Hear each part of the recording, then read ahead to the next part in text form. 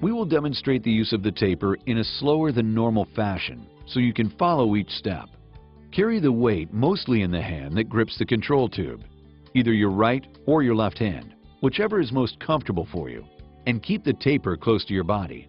Place your other hand over the open end of the tube for steering and control. When taping horizontal joints, start in one corner. Hold the taper straight out from the wall with both drive wheels pressed against the wall.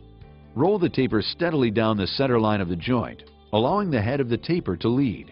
This makes tracking and control easier.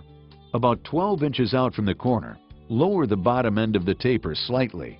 Continue to roll along the joint, but with only the lower drive wheel in contact with the wall, because if you hold the taper perpendicular to the wall and run on both wheels, you will force compound out both edges of the tape. You can see that once you are clear of the corner, you should be leading with the head of the taper, and now the tube is at about a 45-degree angle to the wall. Always be sure the drive wheels are turning and in solid contact with the wall. If the wheels skip, you will have gaps in the compound under the tape, and these gaps cause blisters when the compound dries.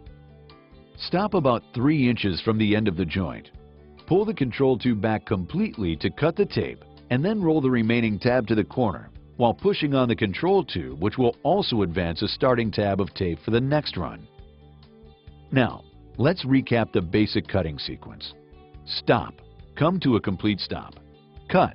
Pull the control tube back completely to cut the tape. Roll. Roll out the end of the tape. Advance. Push forward on the control tube to advance the next tab of tape. For vertical joints, start at the bottom with the taper parallel to the floor. As soon as possible, lead with the head of the taper and tilt the bottom towards you at about 45 degrees to make tracking and control easier. It's important to wipe down all the flats before taping the corners and angles.